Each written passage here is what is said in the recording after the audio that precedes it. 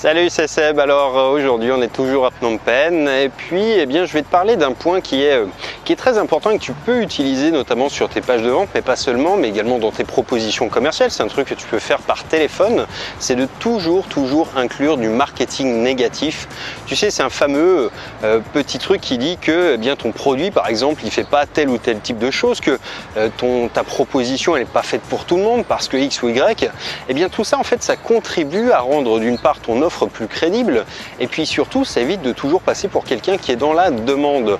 Ça veut dire que par exemple si on fait un rapport qui est finalement assez vrai avec la séduction, ça marche à peu près pareil, c'est-à-dire que si tu essayes de séduire une femme, si tu y cours tout le temps après, tu vas passer pour quelqu'un qui est dans le besoin, quelqu'un qui n'est pas du tout séduisant finalement, alors que si tu sais mettre de la distance, alors que si tu utilises un petit peu le chaud et le froid, tu vas être beaucoup plus magnétique, beaucoup plus attirant et puis sans doute tu paraîtras pour quelqu'un de plus sincère également.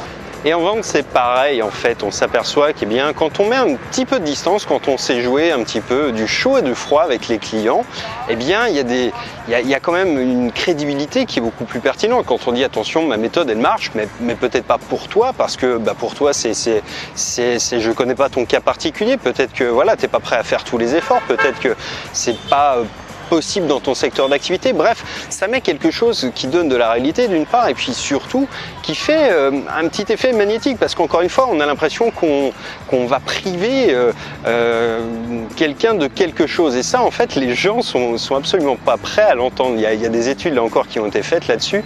Les gens en fait, même si c'est quelque chose qu'on leur offre, même si c'est gratuit, les gens ont horreur qu'on leur retire un avantage acquis. Ça peut être un cadeau ridicule, peu importe, mais ils ont horreur de le perdre. Et en fait, quand on perd une option, c'est à peu près pareil. C'est-à-dire que tout de suite, on la veut plus parce qu'on se dit que justement, on n'y a pas droit. Et c'est un petit peu toujours la même chose. Donc c'est vrai que le marketing négatif, en réalité, il permet d'arriver, encore une fois, à faire que tes pages de vente, que tes entretiens téléphoniques, voilà, ils sonnent plus juste d'une part, et puis surtout à mettre un petit peu de distance, c'est-à-dire que c'est plus toi qui va courir après le client et que c'est lui qui va te dire mais si, moi, dans mon secteur d'activité, bien sûr que si, ça va marcher, mais bien sûr que si, je suis prêt à faire tous les efforts qu'il faut, bien sûr que si, je veux le faire, etc. Donc c'est vrai que c'est un point qui est vraiment crucial, qui demande assez peu d'efforts à mettre en place et qui paraît certes contre-intuitif, de dire attention, c'est peut-être pas pour vous quand on essaye de vendre quelque chose à quelqu'un, mais en réalité ça marche toujours.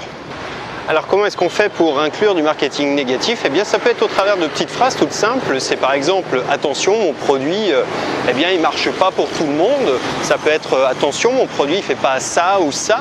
Attention, ce produit il va demander que tu fasses des efforts, il va demander que tu l'installes, il va demander un développeur, il va demander je sais pas, tout un tas de choses qui peuvent être nécessaires à sa mise en application. Et puis tu peux également dire que ton produit il fait pas des miracles, qu'il va falloir que les gens se mettent au boulot, retroussent leurs manches, un petit peu comme ce que j'ai l'habitude de faire moi dans les formations, parce que les gens ont toujours l'impression qu'ils achètent une recette miracle qui demande juste à être regardée, mais c'est pas du tout le cas. Et en réalité, on n'a pas de résultat sans travail. Donc c'est vrai que c'est encore une partie de marketing négatif, certes, mais qui est également un rappel pour les gens. Si ça t'intéresse d'en savoir plus et notamment comment tu pourrais inclure du marketing négatif dans ton USP, c'est-à-dire la manière dont ton marché va te percevoir, j'ai préparé une mini formation gratuite que tu peux télécharger en cliquant sur le lien qui vient d'apparaître dans cette vidéo. Si tu es sur YouTube, il vient dans la description. Si tu es sur Facebook ou ailleurs, et je te dis à demain dans une prochaine.